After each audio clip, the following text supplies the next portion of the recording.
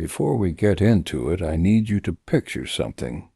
You're 64 years old, sitting in a small classroom with fluorescent lights, a notebook open in front of you, and for the first time in 40 years you raise your hand and you're wrong. Completely wrong. The word you needed just isn't there. Your face gets hot. Somebody younger than your kids answers correctly without even pausing, and for one long second you feel every one of your years pressing down on you at once. That right there might be exactly why this whole thing works. Here's the first thing most people get wrong about learning a language later in life. They assume it's basically pointless past a certain age, that the brain is like wet cement that hardens somewhere in your 20s, and after that, new languages just don't stick the way they used to, so why bother? It was far more interesting than that. The truth is the aging brain isn't hardened cement. It's more like a muscle that's been allowed to specialize in only a few movements for decades. And the struggle you feel in that classroom, the discomfort, the wrongness, that isn't a sign the brain has stopped working. It's the brain being forced to do something it hasn't done in years, which turns out to be exactly the point. So here's what actually happens. A 50, 60, 70-year-old brain sits down to learn a new language. Immediately, it has to hold two competing vocabularies active at once, the native one and the new one. It has to constantly decide word by word which system to pull from. That decision-making happens in the brain's executive control network, the same circuitry responsible for focus, planning, and ignoring distractions. Every single sentence becomes a tiny rep for that circuitry. Rep after rep, session after session, the network gets stronger, not because you're trying to build willpower, but because switching languages forces switching itself to become efficient. The brain isn't being taught vocabulary. It's being taught how to filter, not because the learner chose cognitive resilience, because the language demanded it, and resilience came along for the ride. Now here's where it gets genuinely strange. That filtering skill has a name most people never hear outside a neuroscience lecture, cognitive reserve. And it doesn't just help you find the right word faster. Researchers studying bilingual and multilingual older adults have repeatedly found something on brain scans that looks almost like cheating. Visible signs of age-related disease sitting in the brain, plaques, shrinkage, the biological markers of decline, while the person shows almost none of the expected symptoms. Their brain is quietly rerouting around the damage, using alternate pathways strengthened by years of language switching. It's not that the disease skips them. It's that their brain built detours long before it ever needed them. We spend our whole lives thinking of language as communication. Turns out, for the brain, it's structural reinforcement, and it's been renovating the building the entire time nobody was watching. Zoom out far enough, and this stops being about vocabulary entirely. It becomes about a much bigger loop. Every conversation in a second language is also a social act, a class, a call with a tutor, a stumbling exchange with a stranger who switches to your new language out of patience.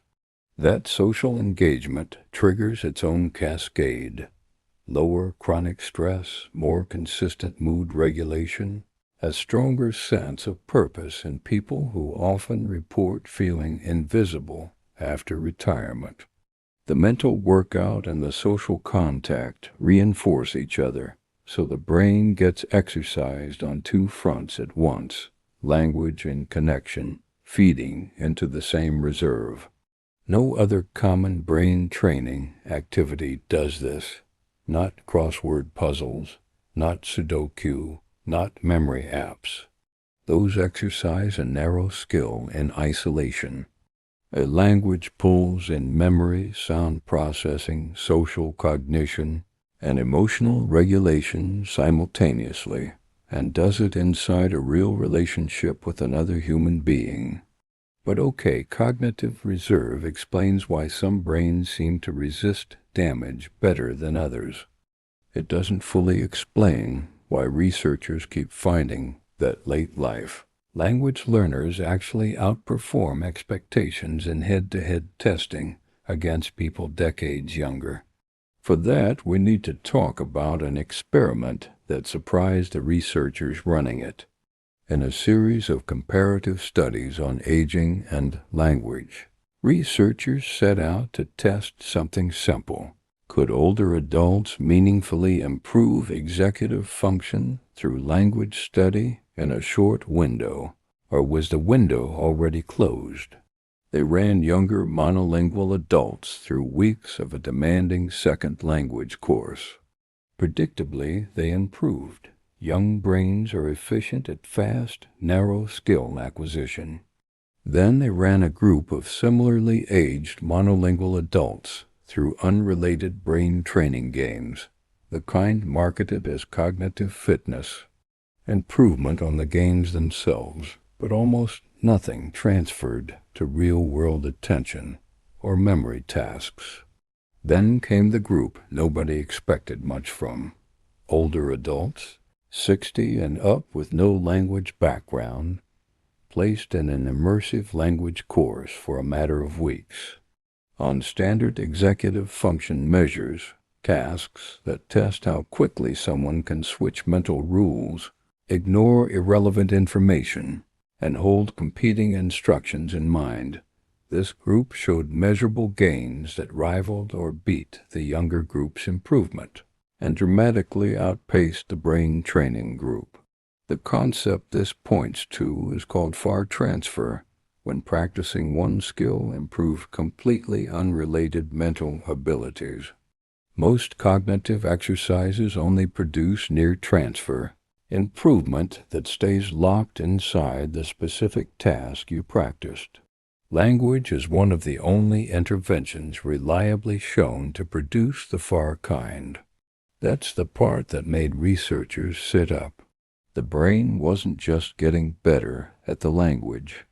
It was getting better at being a brain, which means it's time to stop thinking of a language course as a hobby. That's not a hobby, that's neurological infrastructure. Sharper reaction time when switching between tasks. Better filtering of background noise in conversation. Stronger working memory during multi-step instructions. Measurable delay in the age at which dementia symptoms first appear. Several studies place the gap at around 4 to 5 years. Improved mood regulation from consistent social contact. A documented larger hippocampal volume, even in brains already showing signs of Alzheimer's pathology, in people who spoke more than one language across their lifetime. None of that requires talent. None of it requires fluency. It requires repetition, discomfort, and time, the same 3 ingredients as any other form of physical training, just aimed at the mind instead of the muscle. There's one more detail, and it's the one that separates deliberate language learners from people who simply grew up bilingual by circumstance.